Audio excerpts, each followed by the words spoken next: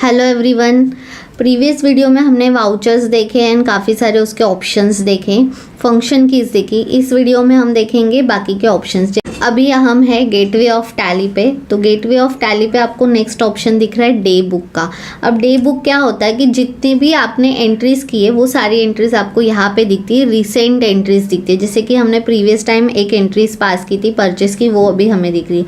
मान के चलिए मुझे यहाँ से एंट्री को पास करना है, तो हम क्या करेंगे, आपको यहाँ पे तो ऑप्शंस दिख रहे हैं कि कैसे। अब यहाँ से आप चेंज व्यू कर सकते हो, रिपोर्ट्स ले सकते हो। ये सब हम आगे और देखेंगे जब हमारी बुक्स अच्छी तरह से मेंटेन होगी, तो मैं और भी आपको एक एक ऑप्शन बताऊंगी। अब मुझे अगर यही से एंट्री पास करनी है तो मुझे क्या करना होगा, अल्ट ए दबाना है मुझे, ठीक है।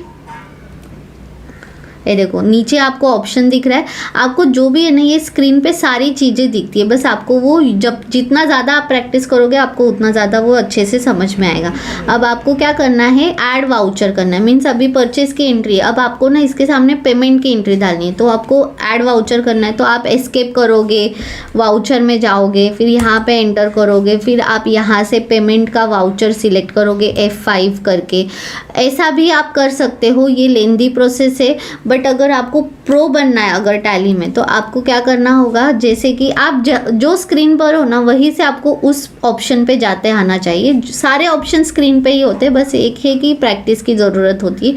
अगर आपको यहीं से एंट्री को पास करना है तो क्या करना है, नीचे दिख रहा है आपको ऐड वाउचर का ऑप्शन, अल्ट ए करना है। तो अल्ट ए करोगे तो ऐड वाउचर आएगा। अब हमें क्या करना है, उस परचेज के सामने पेमेंट की एंट्री डालनी है।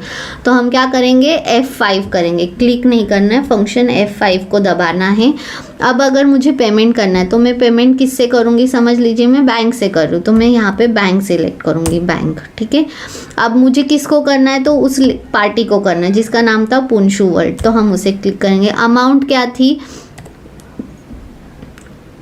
10,000 हमने ओपनिंग डाला था, 1 रुपये का हमने परचेस एंट्री। अब मान के चलिए मैं इसे 5,000 का पेमेंट कर रही हूँ, तो मैंने 5,000 डाला ऑन अकाउंट, ठीक है। यहाँ नरेशन हमें डालना है। ये सब क्यों आ रहा है, क्योंकि हमने सारे ऑप्शंस को यस रखा है। नरेशन डालना है कि पे टू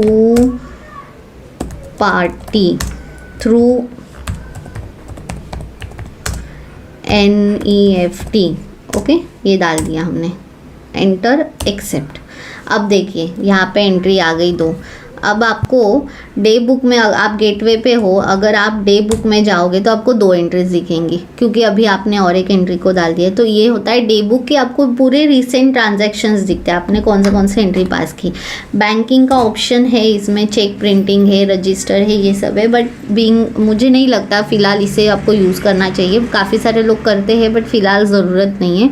बैंक रिकन्सिलेशन, हाँ, हम ये सारी चीज़ें कर सकते हैं, ये हमें अकाउंटिंग के कोर्स में आपको मिल जाएगा। बैलेंस शीट का ओवरव्यू ऐसे होता है। देखिए आपको फिलहाल ये दिख रहा है, यहाँ पे लायबिलिटी साइड होती है। अब लायबिलिटी क्या होता है, ऑलरेडी टर्मिनोलॉजी देखा, एसेट्स में हमने देख लिया। तो लायबिलिटी में आपको कैपिटल, लोन, करंट लायबिलिटी सब दिख रहा है। फिलहाल आपको यहाँ पे ये डिफरेंस इन ओपनिंग बैलेंस दिख रहा होगा, 1,60,000 क्यों दिख रहा है, क्योंकि जब हमने लेजर क्रिएट किए थे तब हमने काफ़ी सारे अकाउंट्स में ओपनिंग बैलेंस डाला था। जैसे करंट एसेट में अगर हम जाएंगे तो हमने यहाँ पे सन्ड्री डेटर्स में हमने ओपनिंग बैलेंस डाला था, कैश इन हैंड में, बैंक में, सब में हमने ओपनिंग बैलेंस डाला था, इसीलिए।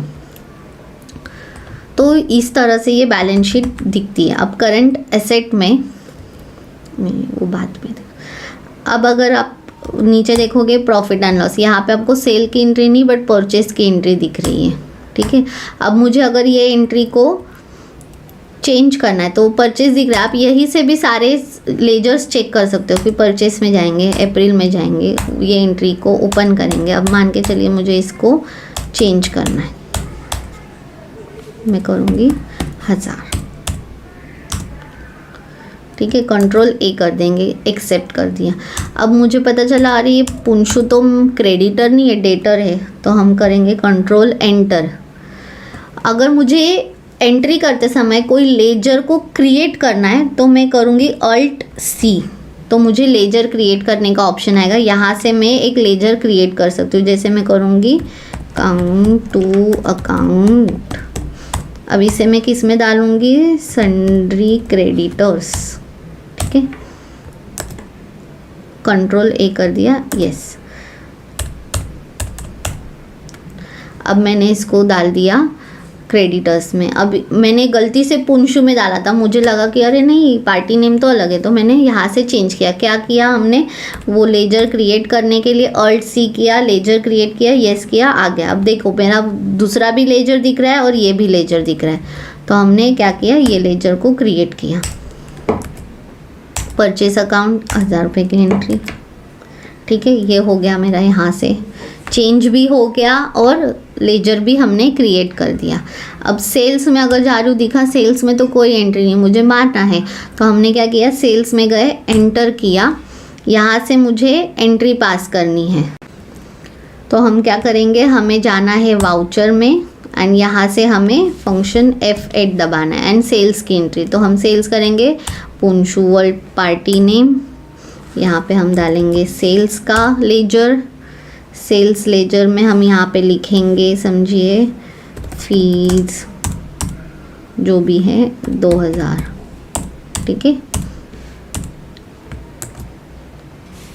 अब हमारा हो गया सेल्स भी रेडी। तो हम जैसे P&L सेल्स भी दिख रहा है, परचेस भी दिख रहा है। 2000 का सेल है, 1000 रुपये का परचेस है। बाय डिफ़ॉल्ट हमारा प्रॉफिट कितना दिख रहा है, 1000 रुपया। तो इस तरह से अपना P&L दिखता है। रेशो एनालिसिस ये हम आगे देखेंगे डिटेल में।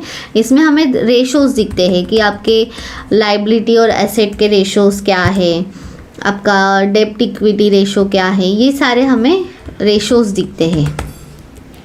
ये आपको अगर कंपनी में आप बीइंग अकाउंटेंट हो तो, या फिर आप प्रैक्टिस भी कर रहे हो तो अपने क्लाइंट को ये रेशोज़ अगर एनालिसिस आप रिपोर्ट भेजते हो तो क्लाइंट तो बहुत ज़्यादा आप पे इम्प्रेस हो जाएगा। अकाउंटेंट हो तो आपके सीनियर इम्प्रेस हो जाएंगे कि वाह इतनी अच्छी तरह से आपने अकाउंट्स को मेंटेन किया है। बट आपको ये रीड करते आना चाहिए, इसका मीनिंग समझ में आना चाहिए। डेब्ट इक्विटी रेशो क्या होता है, स्टैंडर्ड उसके रेशोज़ क्या होने चाहिए, आपकी कंपनी का रेशोज़ उसके बराबर चल रहा है या उसके बहुत अपोजिट है, ये सारी चीज़ें आपको पता होनी चाहिए। डिस्प्ले मोर रिपोर्ट्स में आप अंदर जाओगे तो आपको ऑप्शंस दिखेंगे, जैसे ट्रायल बैलेंस है। ट्रायल बैलेंस क्या होता है, तो हमें लाइबिलिटी एंड एसेट सारी चीज़ें दिखती है। डे बुक हमने देख लिया। कैश फ्लो स्टेटमेंट होते हैं, फंड फ्लो स्टेटमेंट होते हैं, यहाँ से आप जनरेट कर सकते हो। अकाउंट्स बुक में हमें सारे रजिस्टर दिखते हैं, जैसे कि कैश एंड बैंक हो गया, लेजर्स दिखते हैं, contra, payment, receipt, sales, purchase, सारे हमें इसमें रजिस्टर दिखते हैं कि कितनी हमने एंट्रीज की है। अब लेजर्स में आपको सारे लेजर्स दिखेंगे, फिर आप उस लेजर को सिलेक्ट करके उसकी प्रिंट ले सकते हो। जैसे कि अगर हमें समझ लीजिए एक लेजर निकालना है, किसका हम निकालते हैं, काउंट टू अकाउंट का, ठीक है। तो अब यहाँ पे आपको एक एंट्री दिख रही है, लेकिन अब इसको आपको पूरे साल भर की करना है। तो हम क्या करेंगे, यहाँ F2 दिख रहा है, पीरियड पे जाएंगे तो यहाँ हमें पूरा पीरियड आएगा। 1/4/23 से हम क्या करेंगे, 31 मार्च 24 लेंगे, क्योंकि वो पूरा साल का पीरियड होता है। तो यहाँ पे हमने एक ही एंट्री डाली थी, इसलिए एक एंट्री आ गई। अब आप बोलोगे हमने पेमेंट की भी, तो पेमेंट की तो हमारी इसमें है, पुंशु में है। तो हम क्या करेंगे, यहाँ से पेमेंट की जो एंट्री है ना, ये हम उसमें शिफ्ट करेंगे। शिफ्ट करने के लिए क्या किया हमने, वहाँ थे हम बैक आए, पुंशु का लेजर सिलेक्ट किया, यहाँ से हमने इस एंट्री पे गए, बैंक अकाउंट पुंशु वर्ल्ड के, यहाँ हमने किया count to account and control A, ठीक है। अब हम फिर से एस्केप करके ही मैं बाहर आ रही हूँ, फिर से हम गए काउंट टू अकाउंट में। अब देखिए आपको 2 एंट्रीज दिख रही हैं। अब हम इसका मैं अगर चलिए डेट है ना जो, वो मैं इसकी डालती हूँ 30 सितंबर, तो आपको पूरे ईयर का समझ में आएगा। नहीं ले रहा है, 1 सितंबर, ठीक है। अब हम लेजर्स में आएंगे, काउंट टू अकाउंट का लेना। आप एक ही एंट्री दिख रही है जो भी रिसेंट है, 1 सितंबर, 1 अप्रैल के बाद आता है ना 1 सितंबर, तो हमें रिसेंट एंट्री दिख रही है। मुझे साल भर की देखनी है, तो मुझे यहाँ पे पीरियड दिख रहा है, तो हम फंक्शन 2 करेंगे। तो यहाँ मुझे पूरा पीरियड, अब यहाँ पे सितंबर आ रहा है, तो मैं क्या करूँगी, 1/4/23 से 31 मार्च 24 में पूरा फिनेंशियल ईयर सिलेक्ट करूँगी, तो उसमें जितनी एंट्रीज आएंगी सारी आ जाएंगी। अब हमें 2 एंट्रीज दिख रही हैं, ठीक है। इस तरह से हमें लेजर्स की पूरी एंट्रीज देखनी होती है। अब मुझे अगर इस लेजर को डिटेल्ड में देखना है कि कुछ डिस्क्रिप्शन या नरेशन है, तो हम क्या करेंगे, F12 में जाएंगे एंड यहाँ पे शो नरेशन का जो ऑप्शन है उसे हम करेंगे यस, एंड यहाँ कंडेंस्ड है उसे हम करेंगे डिटेल्ड, एंड इसे हम कर देंगे कंट्रोल ए से एक्सेप्ट। अब देखिए हमें यहाँ पे पूरा दिख रहा है, यहाँ जो नरेशन हमने डाला था वो भी दिख रहा है। इस लेजर में हमने कुछ नहीं डाला इसलिए हमें नहीं दिख रहा है। नरेशन को हमने यस किया तो हमें नरेशन दिखेंगे। अब अगर मुझे इसे ना कॉलमनर फॉर्मेट में देखना है तो मैं क्या करूँगी, कॉलमनर F8 करूँगी, कंट्रोल ए कर देंगे तो हमें यहाँ कॉलम में दिखेगा। अब आप बोलोगे कि आपने फंक्शन 8 ये किया बट आपने कुछ नहीं किया। F8 करके आपको यहाँ पे जो जो डिटेल्स चाहिए ना, एड्रेस नेम इसका ज़रूरत नहीं है इसलिए मैंने वो नो रखा। मुझे जो डिटेल्स चाहिए वही यस है, voucher type, voucher number and amount, ठीक है। तो इसलिए मैंने कंट्रोल ए किया तो ये मुझे कॉलमनर में दिख गया। अब अगर मुझे बिल वाइज चाहिए तो हम बिल वाइज करेंगे। देखिए बिल वाइज दिख रहा है, ठीक है, इधर नंबर भी दिख रहा है। एजिंग मेथड मीन्स कितने दिन का क्रेडिट पीरियड है,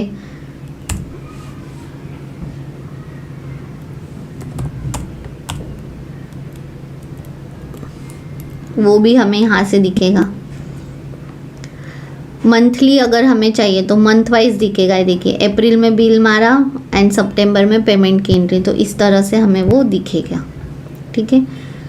चेंज व्यू करना है तो हम चेंज व्यू, कॉलमनर, वाउचर जिस हिसाब से चाहिए हम वो कर सकते हैं। बट जनरली ये सारी चीज़ें ज़्यादा यूज़ होती है कि कॉलमनर में देखना है, हमें विथ नरेशन चाहिए। किसी पार्टी को अगर आपको मेल करना है लेजर तो आपको इस तरह से उसे प्रिंट करके PDF में सेव करना है एंड उसे मेल करना है। अब जैसे कि अगर हमें ये करना है तो मैं इसे क्या करूँगी, प्रिंट करूँगी या फिर एक्सपोर्ट करूँगी।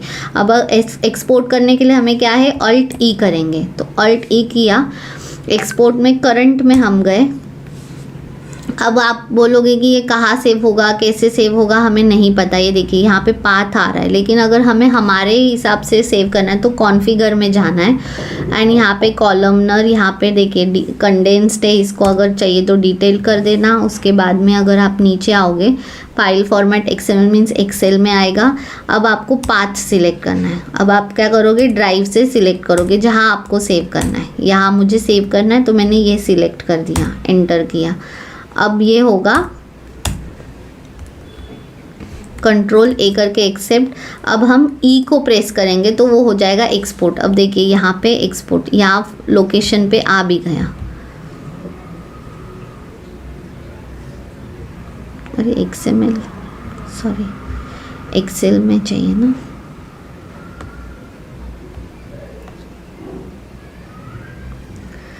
हमें अगर Alt E करेंगे करंट में C,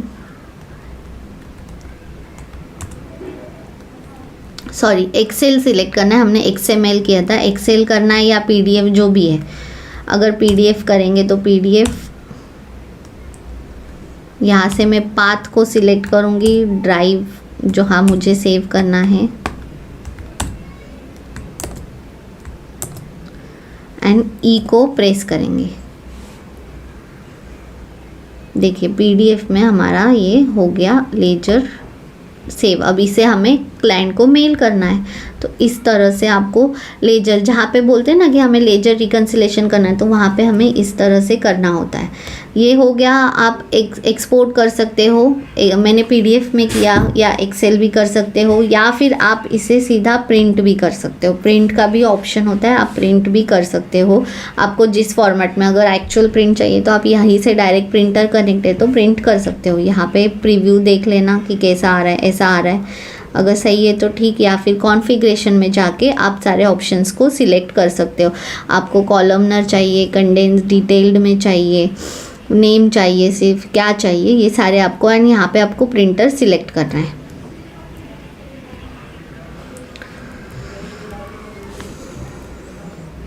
तो ये होते हैं मोर रिपोर्ट्स में। जनरली जो चाहिए होता है हमें वो लेजर्स ही होते हैं। अकाउंट्स बुक में लेजर्स हमने देखा, वैसे ही सारे आपको प्रिंट करना है तो प्रिंट कर सकते हो, देखना है तो देख सकते हो। जैसे पेमेंट रजिस्टर में हमें एक एंट्री दिखेगी सितंबर की, तो यहीं से हम पेमेंट सारे हमें मिलेंगे। सेल्स में भी आपको सारी सेल्स की मंथ वाइज दिखेंगी, जैसे आपको चाहिए वो आप चेक कर सकते हो। जो एंट्रीज आपने पास की है वो ये आपको एवरी वीकली चेक करते रहना चाहिए बीइंग अकाउंटेंट, ताकि आपको समझ में आए कि कहाँ क्या एंट्रीज हो रही है, कैसे हो रहा है। एंड पीछे आने के लिए एस्केप दबाना है। स्टेटमेंट ऑफ अकाउंट्स में आपको सारी चीज़ें दिखती है, आउटस्टैंडिंग्स कितने हैं, रिसीवेबल, पेएबल। स्टैटिक्स में आपको नंबर ऑफ एंट्रीज दिखती है कि किस में कितनी है। अभी देखिए आपको यहाँ एक दिख रहा है पेमेंट की, परचेज की एक दिख रही है, सेल्स की एक, हमने 3 ही एंट्री डाली तो टोटल आपको 3 एंट्रीज दिख रही हैं। यहाँ हमें दिख रहा है ग्रुप्स कितने, लेजर्स हमने 8 बनाए। ग्रुप ज़्यादा क्यों है, क्योंकि बाय डिफ़ॉल्ट होते हैं। वाउचर टाइप कितने 24 है, करेंसीज 1 है। ये सारी चीज़ें इसमें दिखती हैं। स्टैचूटरी रिपोर्ट्स में जीएसटी, टीडीएस, ये सारी रिपोर्ट्स दिखती है। एमएसएमई रिपोर्ट्स मीन्स वो प्राइवेट लिमिटेड में होता है। एक्सेप्शन में आपको ऑप्शनल, कैंसल सारे लेजर्स दिखते हैं। एनालिसिस एंड वेरिफिकेशन में आपको रिपोर्टिंग के लिए ये यूज़फुल हो सकता है। तो इस तरह से होता है। ये डैशबोर्ड है। डैशबोर्ड में आपको आपके कंपनी का ये सारा, अगर बीइंग अकाउंटेंट ये सारी चीज़ें अगर आप आपके सीनियर को या बॉस को बताते हो तो वो तो इम्प्रेस हो ही जाएंगे, क्योंकि उनको सारा एक डैशबोर्ड में सारी चीज़ें दिखेगी। कितना रिसीवेबल है, कितना पेएबल है, क्या ग्रॉस प्रॉफिट है। ये देखिए ग्रॉस प्रॉफिट दिख रहा है, नेट प्रॉफिट। बट ये सारी अमाउंट्स एक्यूरेट कब आएगी, जब आप टैली अच्छे से इंटर कर रहे हो। ईच एंड एवरी ट्रांजैक्शन अगर आप प्रॉपर तरीके से बुक कर रहे हो तब आपका ये डैशबोर्ड जो है वो अच्छा होगा। कैश इन एंड आउट देखो, नेट फ्लो 5000, आउटफ्लो है, इनफ्लो क्या है 0 है। देखिए यहाँ पे आपको इनफ्लो 0 दिख रहा है एंड आउटफ्लो 5000, क्यों, क्योंकि हमने पेमेंट किया। तो हम जैसे जैसे इसमें एंट्रीज डालेंगे वैसे वैसे हम ये डैशबोर्ड को देखना स्टार्ट करेंगे। तो ये था गेटवे ऑफ टैली कि इसमें ये सारे ऑप्शंस होते हैं। इसमें और भी बहुत सारे ऑप्शंस हैं जो कि हम जैसे जैसे आगे के वीडियोस देखेंगे, जैसे जैसे आगे बढ़ेंगे, एंट्री करेंगे, हमारा डेटा प्रिपेयर होगा, उस तरह से मैं आपको बताते रहूँगी। फिलहाल के लिए ये इम्पॉर्टेंट है, प्रिंट कैसे करना है, लेजर कैसे बनाना है, एक्सपोर्ट कैसे करना है, नरेशन को कैसे करना है, कॉन्फ़िगरेशन क्या होती है। तो ये सब की ना मैक्सिमम प्रैक्टिस करते रहिए। जो जो सीख रहे हो ना उसका डेली प्रैक्टिस कीजिए। कोई भी ट्रांजैक्शन से आपको जो भी ट्रांजैक्शन समझ में आते हैं आप एंट्री कीजिए एंड उसका प्रैक्टिस कीजिए कि इसका क्या इफेक्ट हुआ, उसका क्या इफेक्ट हुआ, तो आपको और अच्छे से समझ में आएगा।